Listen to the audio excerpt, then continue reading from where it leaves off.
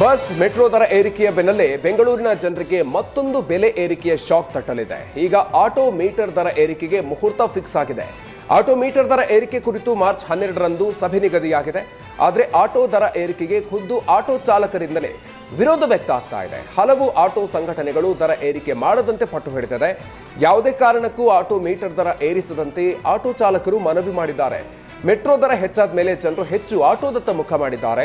Auto ದರ ಕೂಡ ಹೆಚ್ಚಾದ್ರೆ ಜನರು ಬೈಕ್ ಟ್ಯಾಕ್ಸಿಯ ಮೊರೆ ಹೋಗ್ತಾರೆ. ಹೀಗಾಗಿ ನಮ್ಮ ಆಸೆ ಕನಸು ನುಚ್ಚು ನೂರಾಗುತ್ತೆ. ಹೀಗಾಗಿ ದರ ಏರಿಕೆ ಮಾಡದಂತೆ ಆಟೋ ಚಾಲಕರ ಸಂಘಟನೆ ಮನವಿ ಮಾಡ್ತಾ ಇದೆ.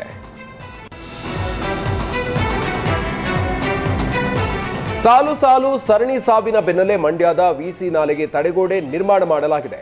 ಮಂಡ್ಯ ತಾಲೂಕಿನ ಹುಲಿಕೆರೆ ಗ್ರಾಮದಿಂದ ಜೈಪುರದವರೆಗೆ ತಡೆಗೋಡೆಯನ್ನ ನಿರ್ಮಾಣ ಮಾಡಲಾಗಿದೆ. 2.5 ಕಿಲೋಮೀಟರ್ ದೂರ ತಡೆಗೋಡೆ ನಿರ್ಮಿಸಿ ಕಾವೇರಿ ನೀರಾವರಿ ನಿಗಮ ಜನರಿಗೆ ಕೊಂಚ ನಿರಾಳ ನೀಡಿದೆ. ಫೆಬ್ರವರಿ 3ರಂದು ಕಾರು ಪಲ್ಟಿಯಾಗಿ 3 ಜಲಸಮಾಧಿಯಾಗಿದ್ರು. ಇನ್ನು ತಡೆಗೋಡೆ ಇಲ್ಲದಿದ್ದರಿಂದ ದುರಂತ ಸಂಭವಿಸಿತ್ತು. ಹಲವು ವರ್ಷಗಳಿಂದ ತಡೆಗೋಡೆ ನಿರ್ಮಾಣಕ್ಕೆ ಗ್ರಾಮಸ್ಥರು ಆಗ್ರಹಿಸಿದ್ರು, ಪ್ರಯೋಜನ ಆಗಿರಲಿಲ್ಲ. ಸುವರ್ಣ ನ್ಯೂಸ್ ವಿಸ್ತೃತ ಸುದ್ದಿಯನ್ನ ಪ್ರಸಾರ ಮಾಡಿತ್ತು. ಸುದ್ದಿ ಪ್ರಸಾರವಾದ ಬೆನ್ನಲ್ಲೇ ಮಂಡ್ಯ ಜಿಲ್ಲಾಡಳಿತ ಅಲರ್ಟ್ ಆಗಿತ್ತು. ತಕ್ಷಣವೇ ತಡೆಗೋಡೆ ನಿರ್ಮಾಣ ಮಾಡುವಂತೆ ಕಾವೇರಿ ನೀರಾವರಿ ನಿಗಮಕ್ಕೆ ಸೂಚನೆಯನ್ನು ನೀಡಿತು. ನಾಲಾ ಆಧುನೀಕರಣ ಅನುದಾನದಲ್ಲಿ ಕಾವೇರಿ ನಿಗಮ ತಡೆಗೋಡೆ ನಿರ್ಮಾಣ ಮಾಡಿದೆ. ಕರ್ನಾಟಕದ ನಂದಿನಿ ಹಾಲು ಉತ್ಪನ್ನಗಳಿಗೆ ಹೊರ ರಾಜ್ಯದಲ್ಲಿ ಬೇಡಿಕೆ ಹೆಚ್ಚಾಗ್ತಾ ಇದೆ. ದೆಹಲಿ ಬಳಿಕ ಮತ್ತೆರಡು ರಾಜ್ಯಗಳಿಂದ ಶೀಘ್ರದಲ್ಲೇ ನಂದಿನಿ ಉತ್ಪನ್ನಗಳ ಮಾರಾಟ ಶುರುವಾಗಲಿದೆ.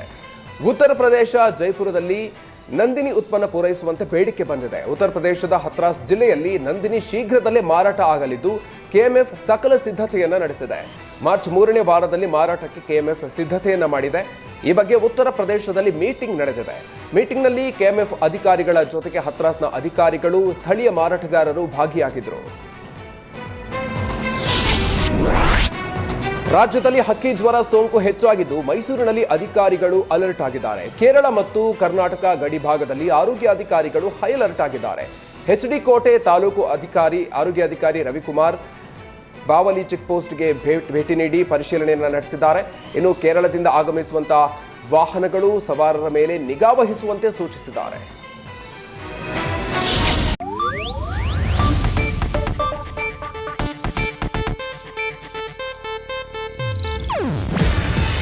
ಇದು ಏಷ್ಯಾನೆಟ್ ನ್ಯೂಸ್ ನೆಟ್ವರ್ಕ್ ಪ್ರಸ್ತುತಿ.